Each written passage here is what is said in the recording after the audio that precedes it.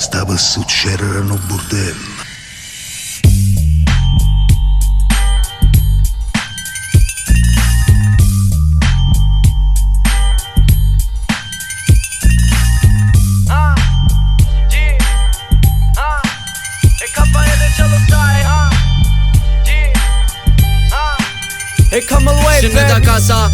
All right, what's going on, folks? Hope you're all doing well. Welcome back to another episode of the Bordello. I'm alone outside. Producer Dilo is in Italy right now, so I'm rolling solo like old times. Just you and me, my sweet dulcet tones in your ear. I've been setting up out here for like 20 minutes, and just as I decide to hit record, the neighboring kids have decided to pipe up and start yelling over the hedge. I do not care for other people's children. If you come after my kids one day, I'll kill you, I'll slit your throat. But if other kids are acting up, I'm going to talk about it, and I'm going to yell back. Is that what I should do? Because I'm crazy. I'll do it. I'm yelling into a mic over here. Fucking hopefully that makes them pipe down. Jesus Christ, I hope they hear me. I hope they hear me and get scared off. I got a lot to yell about here. The fucking Azzurri are in a fucking absolute shambolic mess right now. I look like Andrew Tate. We're barely wearing anything outside. Sunglasses on, nipples out. Can't wait for people to start fucking seeing the clips of this on TikTok and saying this guy wants to be Tate so bad. Dude, listen, I'll tell you this, all right? He's a lot cooler than me. He has a lot more money than me. He's done more jail time than me. That's cool. That makes him cooler. But I've been doing this for longer. Now with less success, so he can come back and say, what the hell do you have to show for it? That's true. That's a good point. But I have a full head of hair. He does not. It is what it is, you know? I started wearing sunglasses independently in my own basement after I smoked a J on a pod last year, 2 years ago now, and that became my thing. And then like 6 months later, this guy in Romania fucking comes out of nowhere, and he's all the rave. I don't know. All the rage? All the rage. He's all the rage. Jesus Christ. Jesus Christ. What are you from fucking Laval, Sam? You can't speak English? We have a lot to talk about this week on the pod. Roberto Mancini has stepped down as the Azzurri's manager out of nowhere. Out of absolute left field. At least from an outsider's point of view, it came out of nowhere. There was no indication that this was going to happen. You really thought that his time to step down was right after the Macedonia loss, and if he didn't step down then, he was going to see it through. I remember Fabio Caressa, the Sky Sports commentator, had a really interesting take on this. Right after Italy didn't qualify for the World Cup, in March of 2022, he came out and said that he thought Mancini would step down because he's a man of honor and he understands that it's what has to be done. There's little more for him to do. Whether he's right or not, or whether he was right or not, is not something that I'm obviously aware of, but I kind of did think the theory made sense. I felt he probably would step down. Now, at the time, I didn't want him to. I feel like many of you guys did not either. I felt that he might have still been the man for the job. He was the guy who probably was still the best option and gave the team the best chance of bouncing back, qualifying for the Euro, doing well in the Euro, and then qualifying for another World Cup and redeeming himself. You did see him as being the guy to maybe do the job because everything he had done up to that point was positive. It just felt like the World Cup campaign and the failure to qualify was just very unlucky. But then something happened after the failure to qualify. There's been a lot of stagnation for the past year and a bit. The team has not really been able to bounce back. There are talented players at his disposal. He's relied a lot on the same pool. And that's been tough, I think, to continue to do successfully. It's proven very difficult. And you wonder if he had become jaded, frustrated with the job. When he stepped down, I thought he must have. My immediate thought was he must have been thinking about this for a long time. He was probably on the fence for a considerable period of time. And he didn't want to start the new season off. Because, of course, there are games that are happening in like a month. Important qualifiers for the Euro, which qualification for which is not guaranteed, but it is paramount that qualification does occur. But despite this, Jesus Christ, these fucking kids, man. If it's not the birds or a plane, it's fucking children. I don't know, man. When are these kids going to go back to school? God damn it. Holy shit. When does school resume? I don't know. Don't kids go to camp anymore? I say this as a guy who like lives at home and fucking works from home. like I'm the normal one who doesn't go out to a physical place of work. Like I'm the problem. Like I'm home with the kids. I'm home with the kids right now who are home on summer vacation. They're home across the fucking hedge and I'm home over here. In the backyard. Just working from home all the time. That's normal. I'm talking Okay. What was I saying?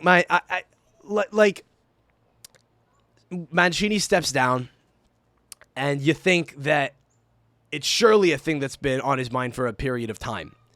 Then you hear about this offer from Saudi Arabia, which would have paid him 54 million euro over 3 years net. The offer would have been to coach, or is apparently an offer to coach the Saudi Arabian national team. Now, that leaves a little bit of a bitter taste in a lot of people's mouths, I think. But if he was considering leaving anyway, and there were issues behind the scenes, and this offer comes in, it's almost like a no-brainer at that point. That's what we're going to kind of get into here. We're going to do a little bit of a deep dive on it. But first, before we do, I just do want to talk about one thing, which is last week, people from Laval fucking came after me for shit I said about, the Italian community over there, which is, again, a neighborhood in Montreal. It's north of Montreal. I believe them to be potentially the worst Italians on the planet. Here's what happened. The next day after the pod came out, or 2 days after the pod came out, I got invited very graciously to my friend's house, who is a Laval Italian, and I was there with a bunch of other Laval people, a bunch of other Laval Italians, who, were kind of circling like sharks in the water. And they're all grilling me, asking me, about why my stance is what it is, and then I kind of got to defend it, but not really. I'm trying to decide, was I being satirical or not? I don't know.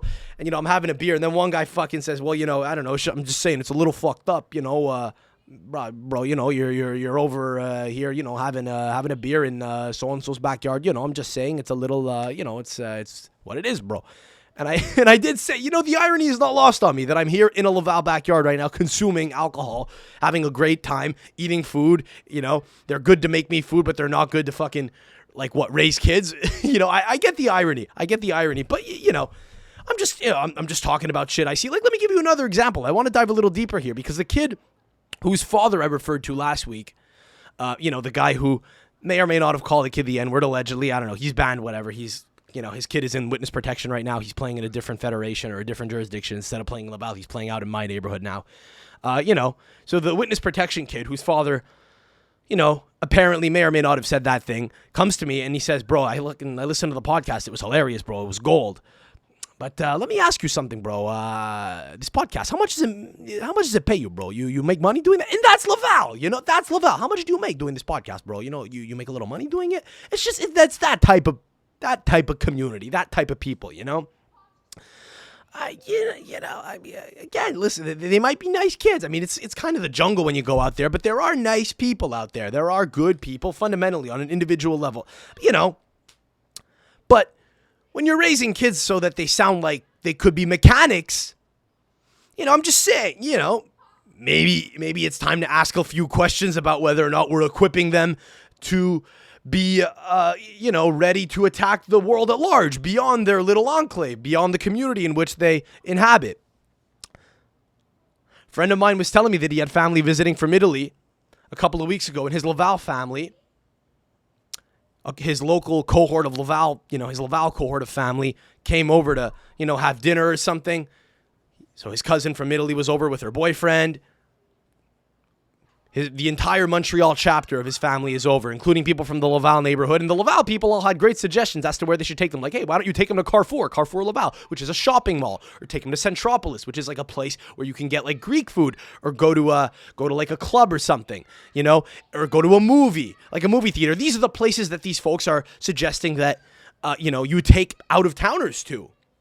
And again, crazy people like that exist in Italy too. I've been taken to malls and shopping centers by my family in Italy. It is a thing that people do sometimes suggest. I'm just saying I prefer when my family says, let's take them to the ocean or to the mountains, So that's the type of person that you're often dealing with in Laval. A lot of people said, at least people who are, I guess, I don't know, the implication is like at least these people who don't speak English that well, or who speak English the way that you're kind of implying, at least they speak Italian. Excuse me?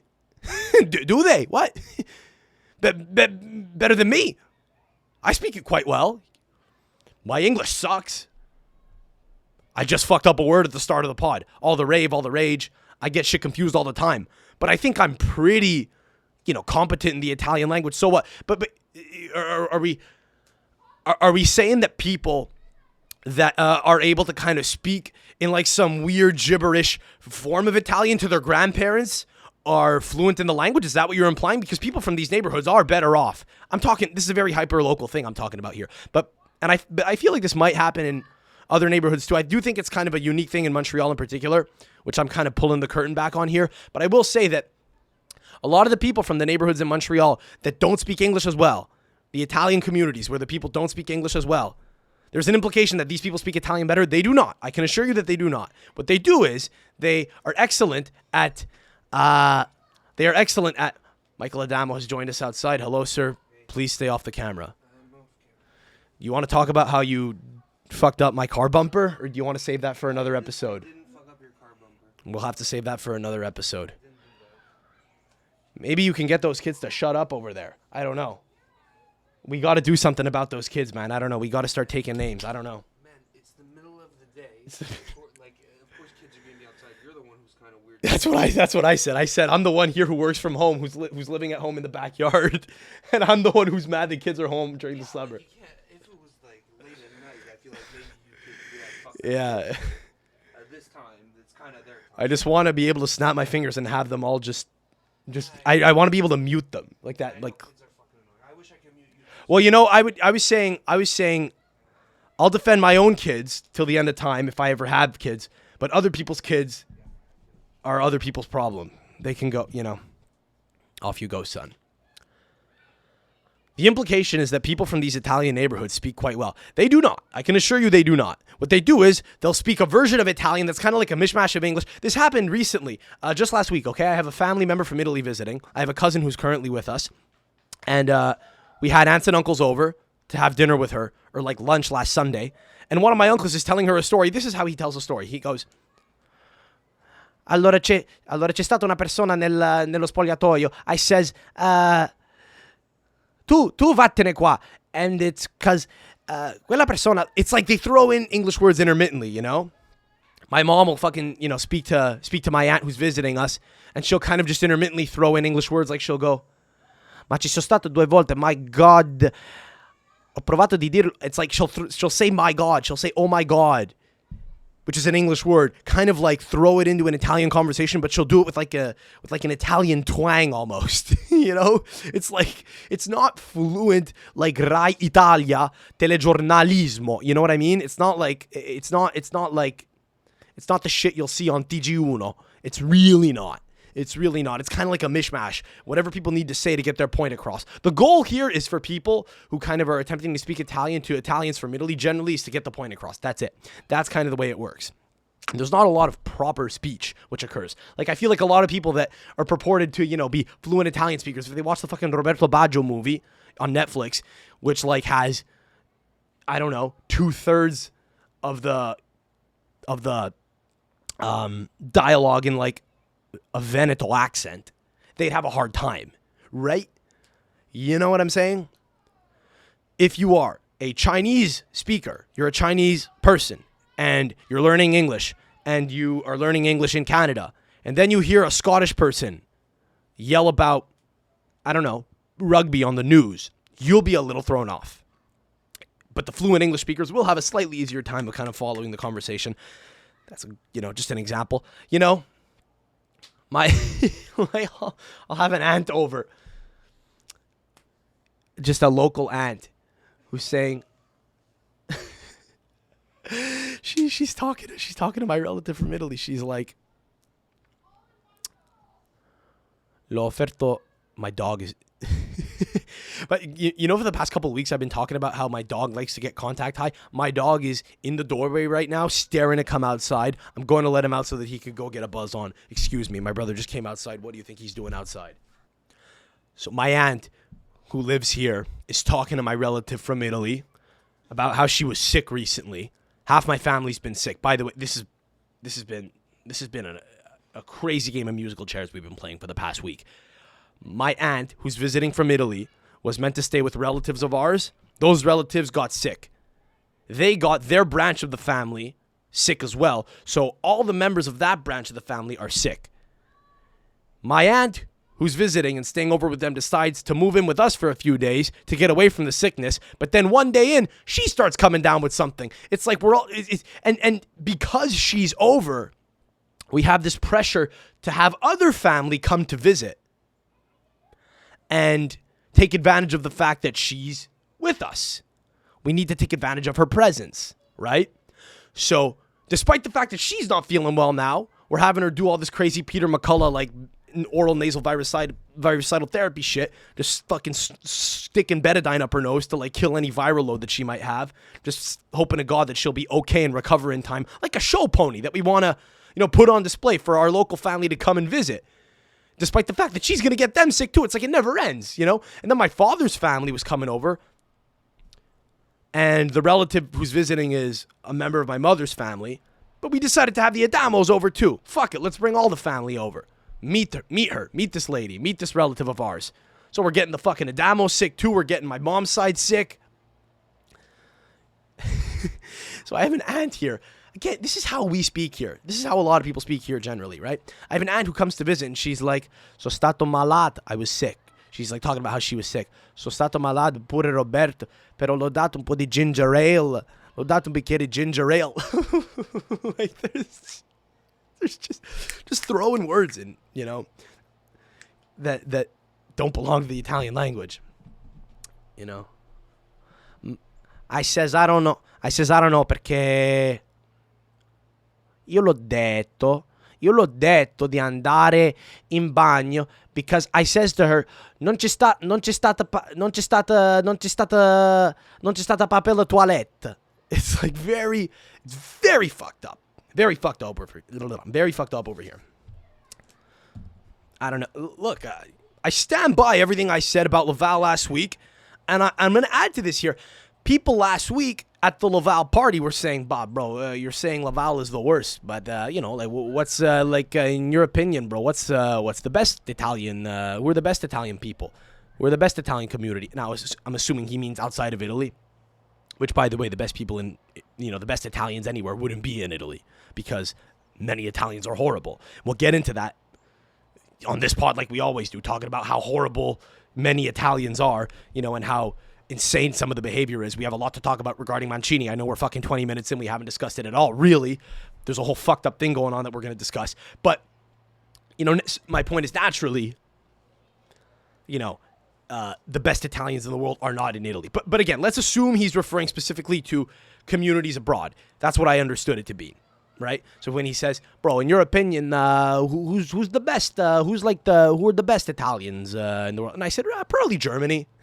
like you thought he was gonna stump me, and I was like, no, it's Germany. At first I said London, and I was like, no, it's Germany. It's Germany. They're European. They all play for the Italian national team. Nicola Sansone, Roberto, what's his name? Roberto Soriano, Vincenzo Griffo. Daniel Caligiuri, I think was his name, that wingback. Played for Wolfsburg. They're European. They're close to Italy. They speak the language pretty well. They're relatively recent immigrants. I'd say like German or Swiss Italians. Italians in Switzerland, Italian communities in Germany, Bavaria, those are the best. 100%. They work. They send money back. They make more money than other Italians. They're industrious. I would say them. Maybe Brussels, fucking. But I feel like the Brussels ones kind of get morphed in with a lot of the other immigrant groups in like the French-speaking countries where they kind of get morphed in with like the Portuguese guys and the Arabs, and they all just become kind of like Mediterranean dirtbags. They kind of get like morphed in with like the Spaniards, and they all just kind of become a little too French. What I mean by that is they kind of get a little too into like French hood, banlieue, music and such. So that's what I would say is Germany. Probably the Germans. I got an answer to everything, man. I will defend any fucking point if needed. As needed. Taking a slug of water from a water bottle that my girlfriend gave me. I mean, I'm trying to drink more water, but it's really embarrassing when you got to drink it from like a sippy straw. But these are like the best water bottles apparently to drink from. I mean, they're a little more convenient than the fat ass 4-gallon ones that you might carry around, which take forever to, fill up and polish. This feels a little more manageable. This one that I'm holding up for the camera, like this giant fucking thermo flask, hydro flask, whatever. But you know, it's a really tough look as a dude to have to drink water from a straw. It's like eating ice cream. You ever see a guy eat ice cream with a little too much gusto? You know? Fucking this gelato is really good. This gelato's really good. It's like,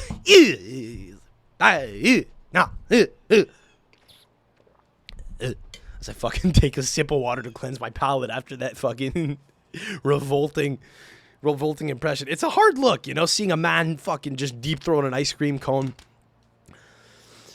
But where was I? What the fuck was I talking about? Oh, Jesus Christ.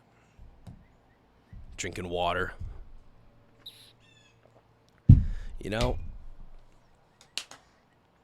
I was at a soccer game recently, dude. The people on the field, the men on the field, were drinking less than the girlfriends in the stands. Girlfriends are all fucking carrying around like this industrial camping water bottle everywhere they go. Gotta stay hydrated. Fucking. Here, I got a new one. I upgraded it. You have this one. You take my old one. I got a new one. It has a sippy straw and a handle. Fits in a coffee cup. Fits in a coffee holder. It's called the Stanley Cup.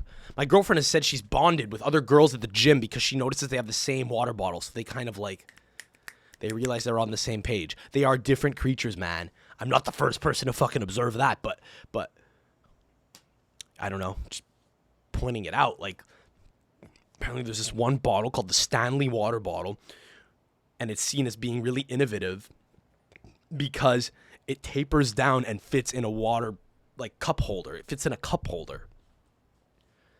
It's like, how many years did it take of them fucking, you know, trying to jam these soup cans into cup holders before realizing that this was an option? I don't know. Girls I know who, like, post TikToks for, like, startup companies are drinking more water than my buddies who lay fucking bricks. Girls are hydrating like they're about to do a triathlon. Hydrating like Olympic athletes, dog. So, Roberto Mancini's gone as the Italy manager. He stepped down out of nowhere.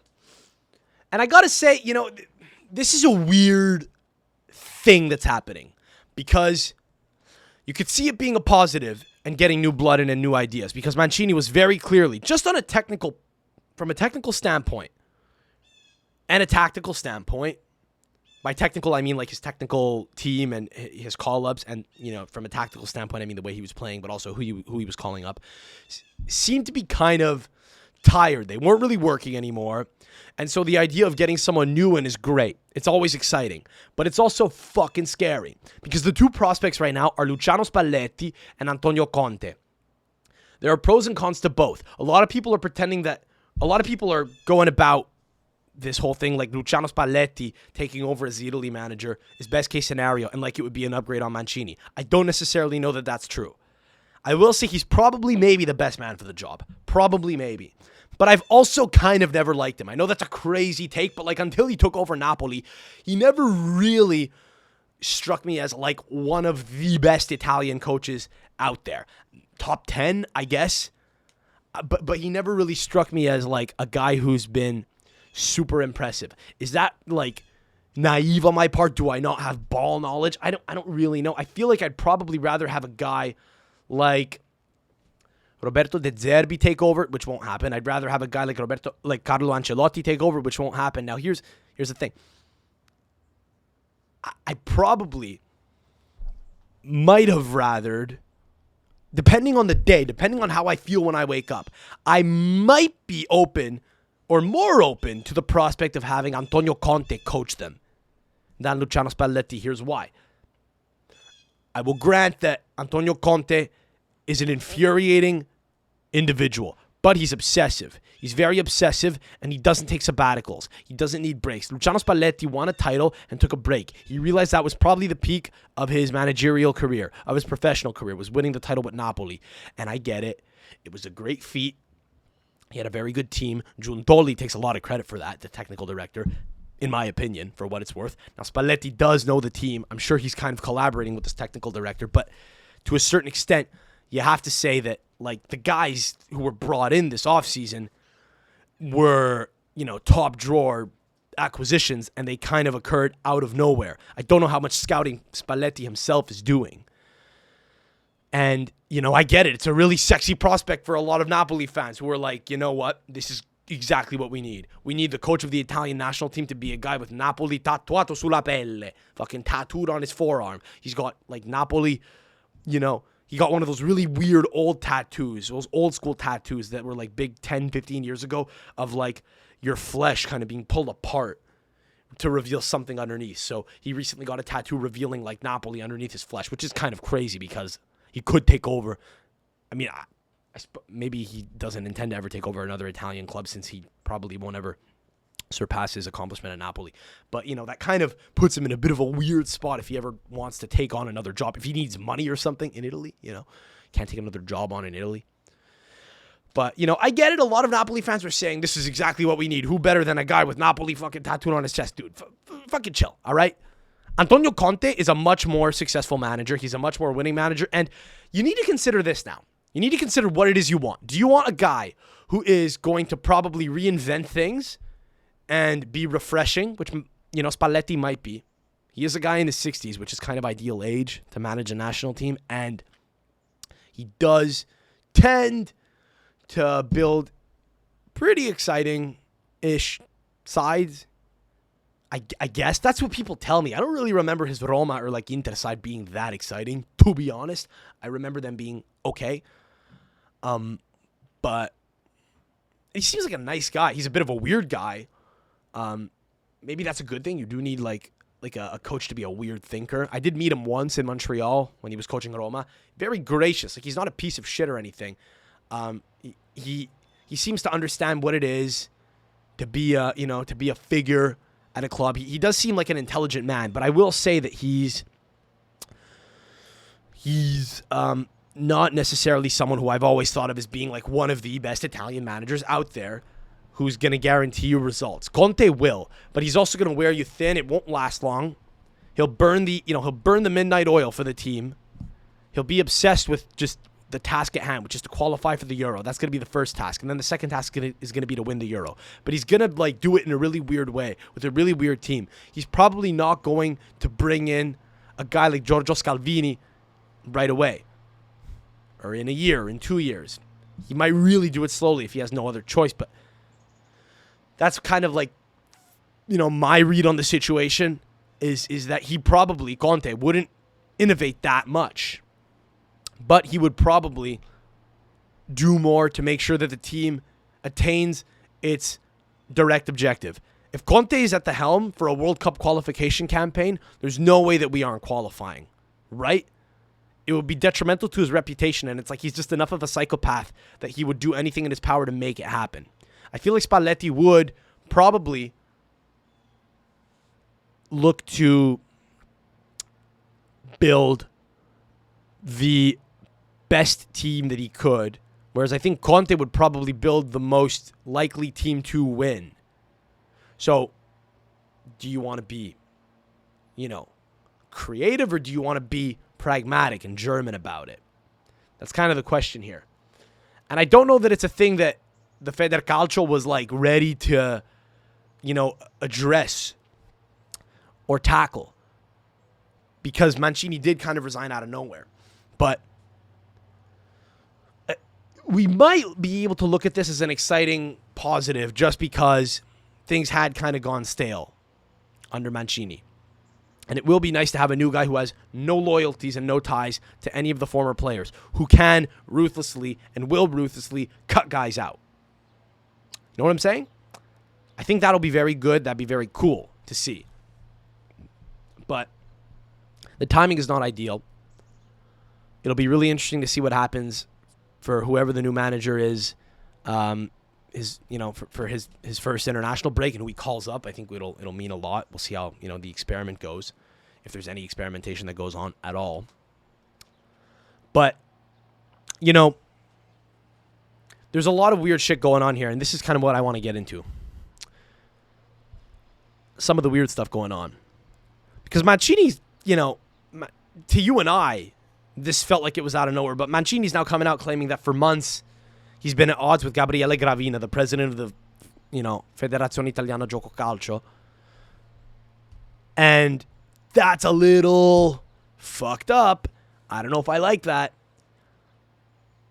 He came out today and said, Gravina could have kept me on the Italy bench. That's an apparent quote. I'm going to read this article here. It says, Roberto Mancini has broken his silence and blames FIGC president Gabriele Gravina for his sudden departure from the Italy job. He could have kept me if he wanted to. For a year, he was trying to revolutionize my staff.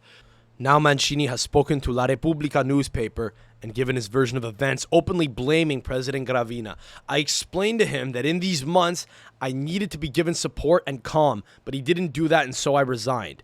So, a lot of people heard the news, I think, on Sunday, and they heard about the Saudi offer, and they said, fuck him, he's a mercenary, he's a piece of shit, he's a traitor, he's going for the money. Well, I mean, I think the money's nice, but I don't know that he had any intention of taking it. It seemed like he actually cared about the job and wanted to bounce back. Otherwise, he wouldn't have stayed on. At this point, it would have been better for him to have just quit after failing to qualify for the World Cup, right? Instead of just hanging around for whatever, whatever happened last year with the fucking, the Nations League. So Mancini continued. He said, should I have done it earlier? Perhaps, but I left the Nazionale with 25 days to go before the next game, not 3 days. Okay.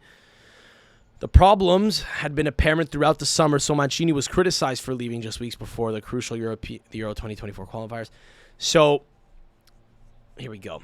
This is what's interesting. Now, I didn't know about this, and I only learned about this today when I was kind of prepping for the pod.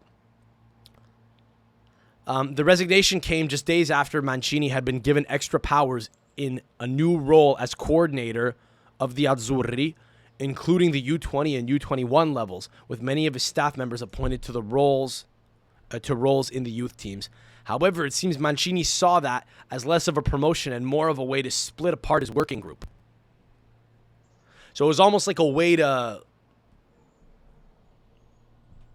cut the snake's head off, decapitate his staff, from within.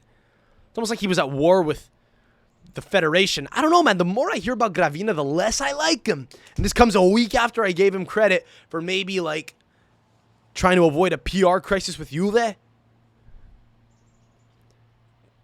I don't know, bro. A fucking clock is what is it? A broke clock. I'm going to talk like a guy in Laval. A broken clock, bro, is right 2 times a day, bro. Not twice a day. 2 times a day. Mancini continued. Gravina had been trying for a year to revolutionize my staff. I tried to tell him that at most he could add a couple of new faces, but he couldn't take away 2 members of a group that works and had won. If anything, it should be me who decides to substitute a member of my staff. So, listen, I've been hearing rumors now that apparently, or I've been reading rumors, not like I'm fucking getting the scoop here, but I've been reading that, apparently Leonardo Bonucci is being foisted on Mancini. It's like nobody wants Bonucci. This guy has to be a real piece of work, okay?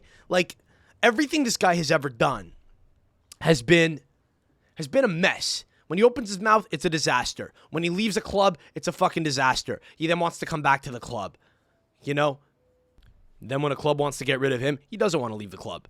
That's what's happening at Juve right now.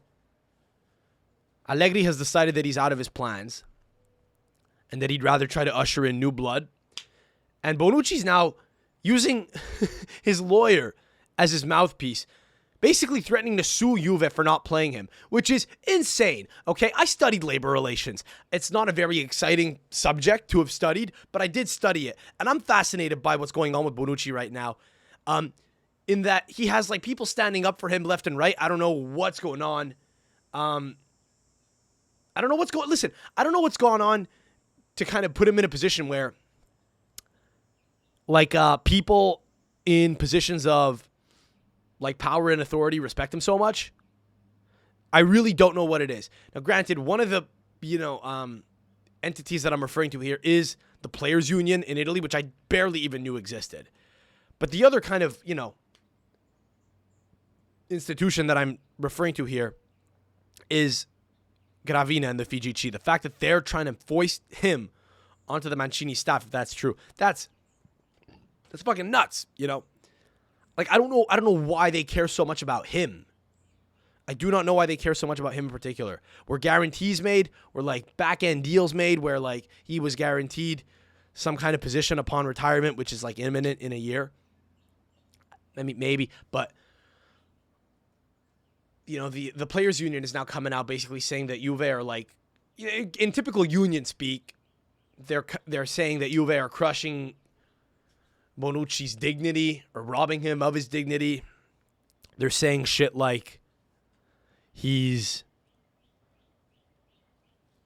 not being given a fair shake and that Juve are in violation of the collective agreement. Guys, I have not heard of a collective bargaining agreement in Italian football ever. I have no clue what the union is referring to. I would assume that there is one. They wouldn't just talk about it out of nowhere. But I'll tell you this much.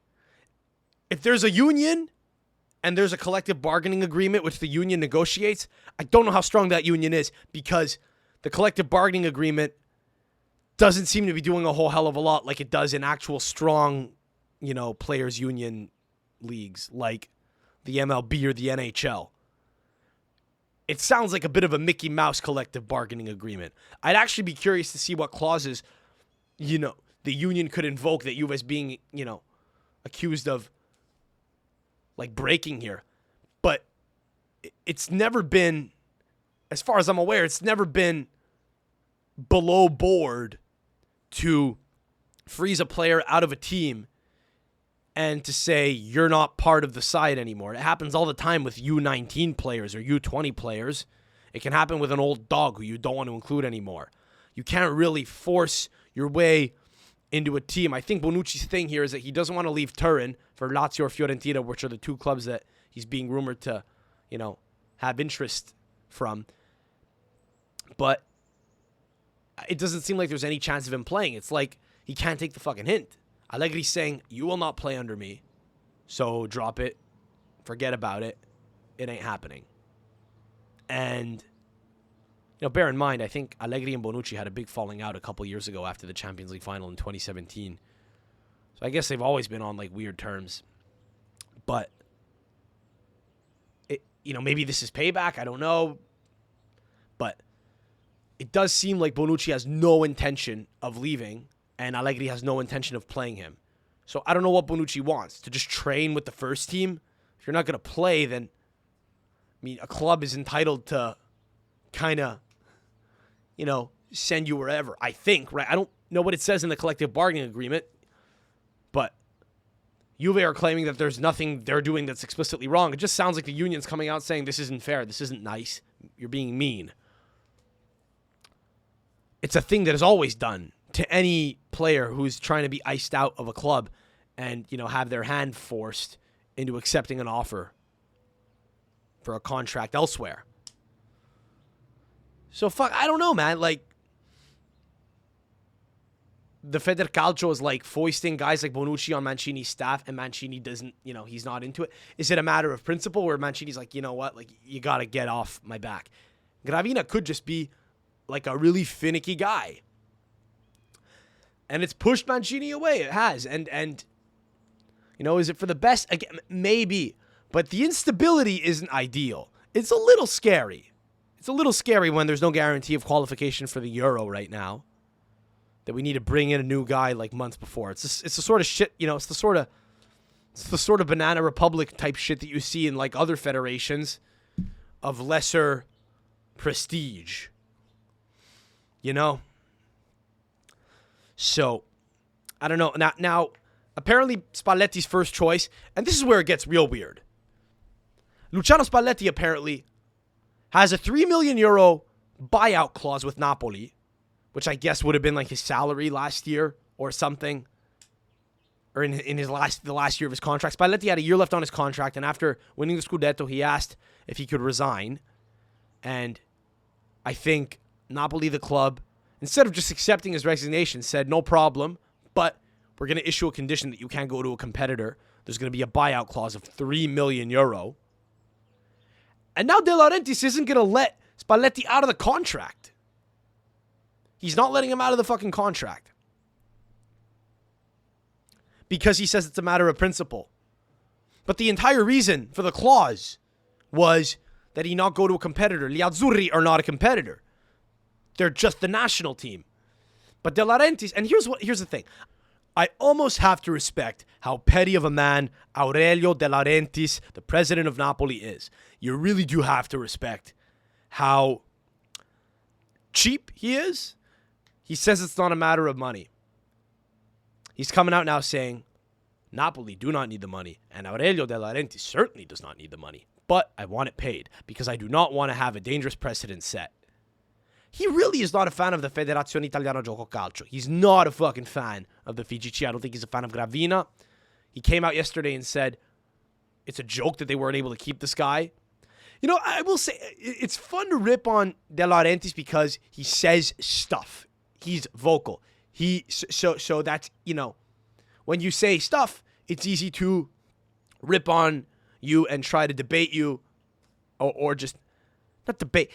When a president of a club comes out and says stuff, it's easy to make fun of, particularly when it goes against, you know, conventional wisdom, the stuff that's being said. When the stuff that's being said goes against the grain, it's easy to come out and say, this guy's a joke, he doesn't know what he's doing. Don't get me wrong. I think that he is a cheap bastard, and I think he is a petty motherfucker. I also think it's why he's successful, and it's very admirable. And he's actually often been right about a lot of the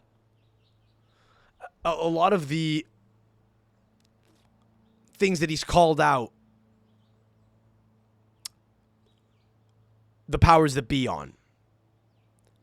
So when he calls out UEFA, he's often right. When he calls out the FA, he's often right. And he's operating on pretty good information. Better than you and I have. So I think he's basically saying, listen, the Federation will pay because it's only €3 million. They'll have to figure it out. The Federation are then saying, we couldn't possibly pay that money. We have budgets and this and that. Dude, they can get an Adidas sponsorship, you know, for Spalletti or I don't know. They can layer it in somehow. There are always creative ways to have, you know, relatively small amounts of money for these large corporations to be paid out.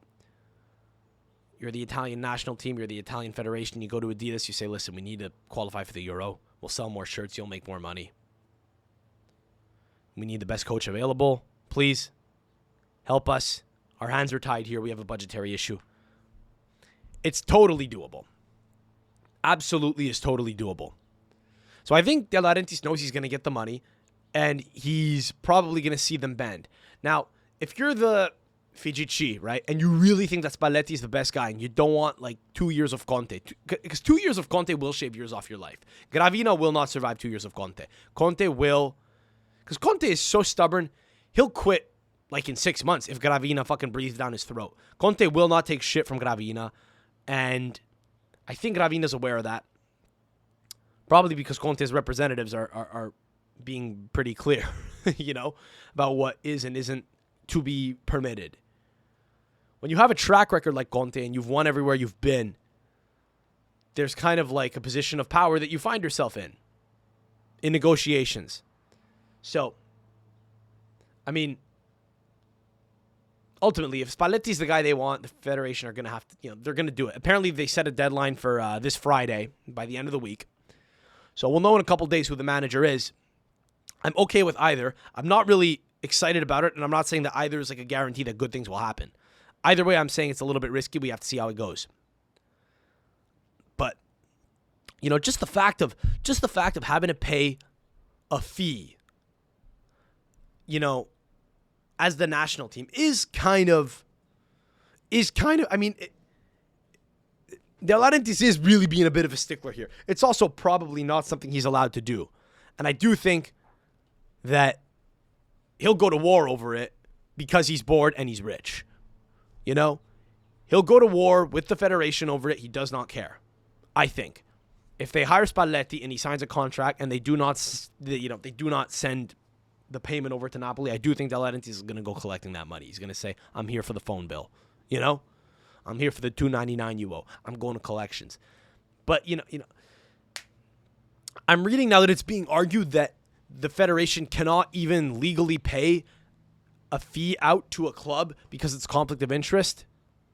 Somehow, like you can't favor one club or offer a payment to a club for any reason. I mean, I think you're the federation. You could do whatever the hell you want.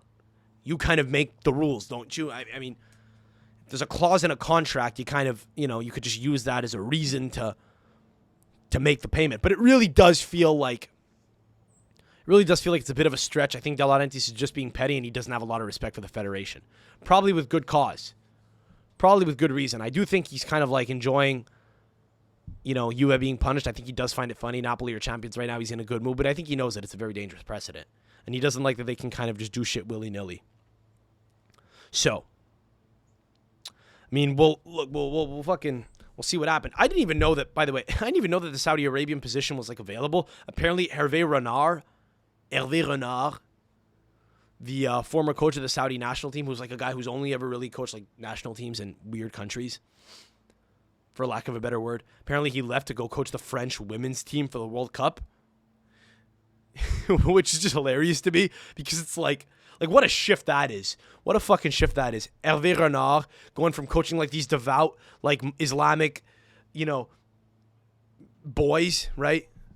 These devout Muslim guys who are like super disciplined and pray 5 times a day and are just loyal to their wives. He never sees anyone's wife. They're all very private, about their personal lives. To just go from there to like being in the French women's locker room. Like Hervé Renard, by the way, is the last guy you'd want coaching the French women's national team because he feels like and looks like a guy who would fuck players, who's only there to fuck players. He looks like a French greasy scumbag. And you really do think that he must have gotten really sexually frustrated in Saudi Arabia after a while and was like, that's it. I'm going the other way. I'm coaching the ladies.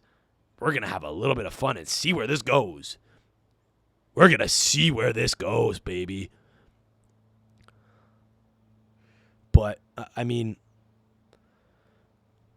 yeah, I don't know what's going on, man. The fucking Saudi league is like probably the Saudi league is like almost better than Serie A now. Like the midfields of like a couple of the teams in the Saudi league are like now better than like Juve's midfield. It's not even close. Juve are fully cucking themselves, dude. Apparently they're loaning out Rovella on a 1-year deal to Lazio with an option or obligation to buy for €9 million. Because they can't offload the shit players like McKennie, for lack of a better word. They can't offload the dog shit that they want to get rid of, so they got to get rid of like the cream of the crop guys. We're just going to languish, and they're going to wind up getting nothing for either player as their contracts run out. So instead, they're fucking loaning out Rovella, who I think is going to absolutely just destroy at Lazio. He's going to probably take over Milinkovic-Savic's role.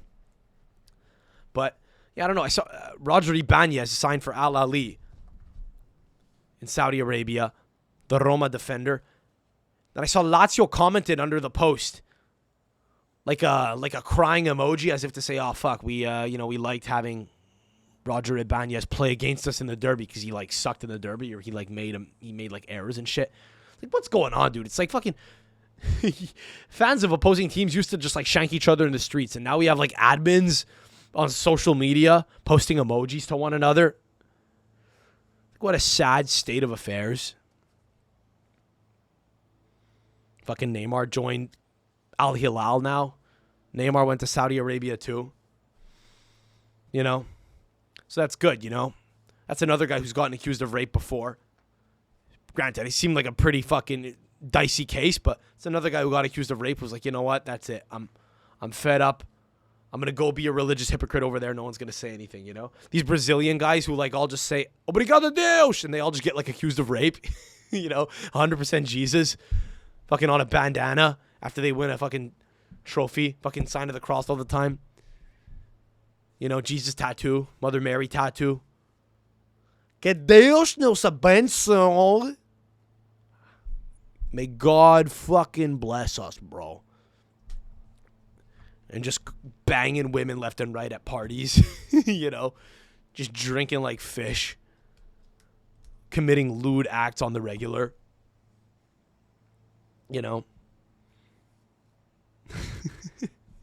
Now Neymar's just going to go to Saudi Arabia. He's going to be able to do whatever the fuck he wants. He could fucking, you know, he could just rape women over there, no problem, and he won't be a religious hypocrite. Like Muslims will be like, yeah, you know, it's all right. You do you, you know. Kidding. But not really, you know, but kind of. I don't know, whatever. Just burning the boats, just like killing any opportunity I might ever have to like get Saudi money, you know. The Saudis want to offer me a contract for something one day. I'll just fucking wipe this entire podcast, but like they'll probably have it backed up to a hard drive somewhere. My face will just be like on my face will just be like on a screen in a boardroom somewhere. Like, we must silence this guy. He has brought shame upon us. I don't know, man. Fuck. That's what's going on with D'Lo not here, dude.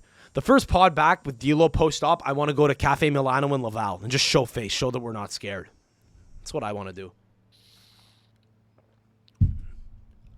That's what we got to get up to, man. A lot of crazy signings going on. Gianluca Scamacca's gone to Atalanta. I like that deal a lot. You know what? Let's do this thing. Let's do this little cringy thing where we rate... Yeah. Let's rate some current Azzurri transfers. All right? I'm not going to do like a 1 to 10 rating, but just let's talk about a couple of transfers that have gone on here and see what we think about them. Who's going to do well, who's not. Let's see who's going to do well and who's not. I think Gianluca Scamacca, Atalanta's going to fucking kill it. I think he's going to get like 18 goals this year, 15 to 20 goals. I know 18 is a random number, but I could see him scoring over 15 goals, which would be great. I think the West Ham experiment was not for him. And here's the thing. Going to England for most players is not the move. I think Tonali at Newcastle is going to work because I think he's a special player, and I think the team built around him is just fucking elite. They might be one of the best teams in the world now. Like one of. Like the maybe, 15 most competitive teams in the world. Potentially 10 maybe. They might legitimately be one of the best teams in England now. They might win the fucking Premier League, dude. I think they're a great side. I think he'll probably hate life there. But if you're winning and you're making money, it doesn't really matter. I think he'll have a great time. I think Zaniolo at Aston Villa is random as fuck. I don't think that'll work out. I do not think that'll work out. You can't be a young guy like Zaniolo. I say young, he's 24. But you can't be a young scumbag like him and go to England. It just won't work out. He can't get another woman pregnant in another country. He cannot do it. There will, because he's attractive in an ugly way. He's got like the gap tooth, but he's like jacked. He's huge. Like he's a fucking machine. He's built like a machine, but he's kind of like an objectively ugly guy. And there will be English women in Birmingham that are absolutely all over that. There will be women older than him that are just fucking on him like a bad rash, man. And I think it'll ruin his life. I think he'll be gone in a year. There's no chance that he settles in and becomes like a legend at Aston Villa. It'd be cool if I were wrong, but I don't think that'll happen. I do think that Matteo Retegui at Genoa is maybe the signing of the summer. I think him and Scamacca are going to have crazy seasons this year. Again, I know nobody cares about like my predictions. I'm just some guy on the internet right now giving predictions. Who the fuck am I? I know, I get it. But I really, I'm talking to talk here. I do think that Retegui is like one of the best steals maybe in all of European football this offseason. He scored 2 goals for Genoa on his debut.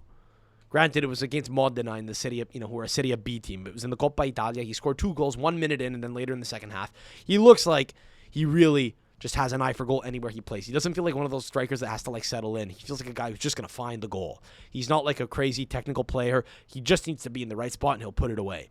And he's being coached by Alberto Gilardino. He's being coached by Alberto Gilardino, which I like.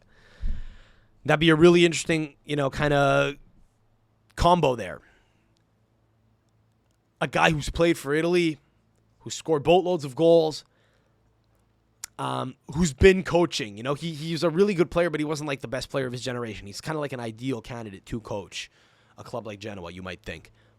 He's been paying his dues, coaching for a couple years. I think it'd be really cool to see him, Retegui be coached by a former forward who was operating at a proficient level in Serie A. And I think after a year, I think there are big clubs circling and they regret not having brought him. I think like Inter bringing like Arnautovic in this year, very tough. Very tough. I think they're going to look at like a guy like Retegui and say, why the fuck didn't we pounce on him? Yeah, I don't know. I think Retegui's going to start for Italy at the Euro next year if and when they qualify. I think Scamacca's going to be there as well. I actually don't feel bad about the striker situation anymore. I think if those two guys can kind of be like confident and firing on all cylinders, that's fucking really good. You have two pretty good young top class forwards there. I think Rovella's going to be there next year. I really do. I think he's going to have a great time at Lazio. I think Tonali, Rovella will be in the midfield. I wonder if Verratti will be if he goes to Saudi Arabia. He might be. I think Jorginho's probably done. I don't know if he makes it under the new guy, whoever that might be. You know, I don't know that Jorginho gets called up under Spalletti. I do not. And yeah, I don't know. I'm trying to think here. It might have to be Spalletti, you know. The Conte experiment's been done before, and you're going to kind of hate watching the team, but you will win games. It's just going to be really ugly. Bonucci's going to come back into the team, even though he's not playing for Italy, for Juve, excuse me. Conte is going to do whatever he's got to do to win a game, and he'll call Chiellini back up, bro. He does not give a shit. I think under a guy like Spalletti, you're going to be less likely to win, but it will be more exciting. Yeah, I don't know. I don't know if guys like Berardi keep getting called up under Spalletti. I think he calls up a guy like Chiesa. He calls up a guy like Zaniolo. He calls up a guy like Zaccagni. That'd be nice. You know, that'd be good. You know, like it's almost like severing ties with players who Mancini has had loyalty to might be beneficial. So, yeah, but I'm not convinced that like Conte would call up a guy like Retegui or Scamacca. Maybe a Scamacca. Scamacca's a tall guy. I think he'd utilize him probably before Retegui, and then I think Retegui would be the guy who probably winds up scoring more goals than Serie A this year. Of course, I could be wrong, but that's just what I suspect. I think Retegui's going to be like the obvious choice, and you feel like Conte might neglect him. You know, this is me talking here, but yeah, I don't know. Fucking Serie A starts this weekend. We'll see, we'll see what's up. We'll see what, we'll see what happens these first couple of weeks before the international break. I'm really interested in the international break, to be honest, above all else right now. I guess we'll talk more about, who gets called up maybe next time, but not called up, who gets fucking, the job next time. But, I mean, I think I've said all there is to say, dude. Like, it's... If it doesn't wind up being Spalletti and it's because De Laurentiis was being stubborn, you do have to kind of acknowledge what a piece of shit he is, but you almost have to just stand up and applaud and say, dude, bravo. Bravo. You have to be a certain, like, take notes. You have to be that selfish to be successful. Yeah. And to maintain wealth. I think his father was wealthy before him. I don't know that De Laurentiis made the money himself. I think his father was his father Dino De Laurentiis? I think he might have been. Or was that his brother? I think his father was Dino De Laurentiis, and he's the guy who made a lot of money in cinema. And I think Aurelio kind of took it over because he was a ruthless son of a bitch. A lot of people squander the money, right? Some of the Elkans. That guy Lapo, Elkan, snorted all the money up his nose, dude. That's it. He fucking started like banging transvestites. That's how he chose to live his life. Conversely, De Laurentiis is just enough of a sociopath to have kind of made it work, So, I mean, but Spalletti comes in, there's no Bonucci, that's over. Which, unfortunately, is not a good way for it to end, but it's probably for the best. You need a guy with, like, a fresh perspective who could just cut all emotional ties to anyone that came, before him. And you feel like that'll probably happen with a guy like Spalletti. If nothing else, that's good. Because for Mancini to have done it, it would have been risky. Like, if Mancini had started to revolutionize his squad, I think, it's more of a high-risk, high-reward type situation. If it works out, great, he's a genius. If it doesn't, people come for him and say, what the fuck are you doing? What are you doing? It's really hard to kind of, like, change on the fly when you've won. I think that's been the issue with Mancini in particular. So the fact that he's gone might be of benefit. You say thanks for the, the memories, but you do kind of take notes and say, yeah, I don't know. The Federation is kind of dropping the ball here. The Federation is dropping the fucking ball, dude. Yeah, I don't know. That's all there really is to say. Like, two things could be true at once. It could be good that Mancini's going, just because it's kind of forcing, some turnover to occur within the side, which might just be what it needed before the Euro. Might be nice to have like something refreshing go on there. But the Federation could also be at fault for it, and the Federation could also be really stupid for like just chasing a guy away. It's still a really bad look, you know? Never underestimate the Italian Football Federation's ability to fuck anything up. You understand? Never underestimate the Italian Football Federation's ability to cock it up. Never. For the last like decade, we've been seeing it because the men in charge are just are nuts. They're all egomaniacs, right? They all kind of want to leave their imprint on stuff that doesn't, require their feedback. Tavecchio before Gravina was a psycho. He was like just this old guy who would come out and say, the fewer black players, the better. Like, it's like, what an insane thing to say, What an insane thing to say. It's like if that's the guy who's running the entire federation, who the fuck else is working for him? He's like the leader of the monkeys. He's like the king caveman of the fucking tribe.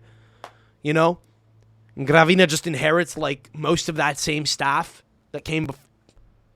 Yeah, I don't know, man. It just feels nuts that you have a federation that's at war with its own clubs all the time. It's not an indication of like an organization that's run well.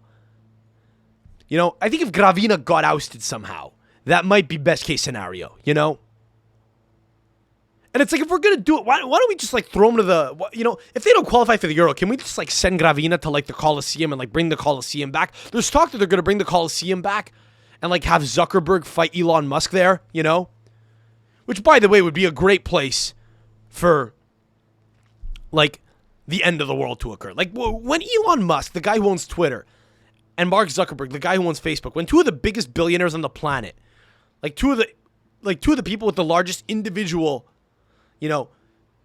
stashes of wealth on Earth, who are both like tech magnates now, if they start fighting in the Colosseum, that's it. That's the end of humanity. You know what I'm saying? It's kind of an indication that we've done everything there is.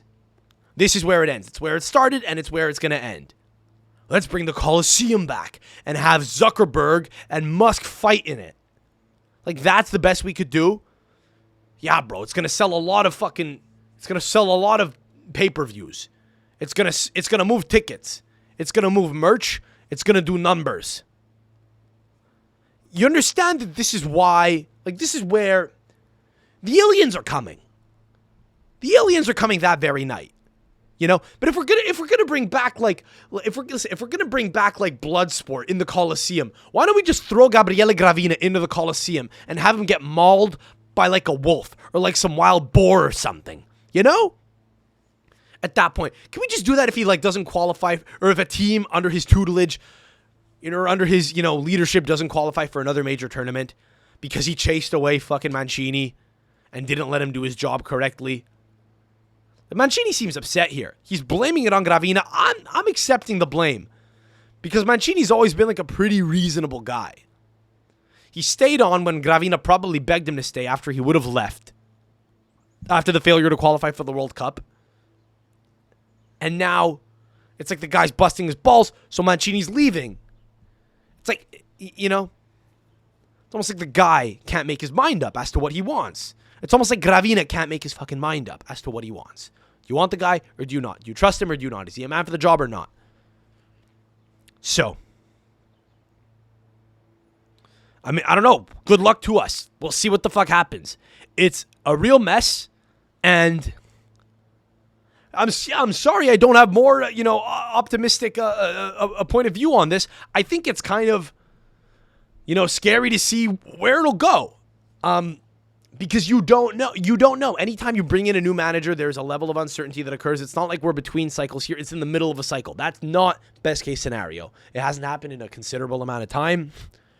And it could be a real headache. That's it. That's all I'll say, Just because, again, if Spalletti gets taken on, and fuck it, De Laurentiis wins a court case or something with the Federation, and like a court of sporting arbitration like strips Spalletti of like the job and forces the federation to pay like some crazy compensation to Napoli. Like, you have any idea how ugly this could get? It's just it's not exactly what you want right now when you're like a year removed from a tournament that you desperately need to qualify for that there's no guarantee of qualifying for. And the pressure's going to be on whoever takes over the job for the first break in, 3 weeks. See how it plays out. Good luck to us all. Follow me at I'm Sam Adamo everywhere. Subscribe if you're new. Leave a thumbs up on the video. It helps us out. I apologize for, not having anyone to bounce ideas off here. Dilo's having a good time in Catanzaro right now. He sent me a picture of some etching on a wall that said, fuck Cosenza, fuck Reggio, we're the best, You live in large right now. Anyway, that's it. We'll be back next week. I'm sorry the pod's a day late. It's been a bit of a fucking mess with all the news going on with the, with the coaching shit. I think Spalletti's going to get it, and I think they're going to pay him nothing, and I think De Laurentiis is going to come out and try to go to war with them.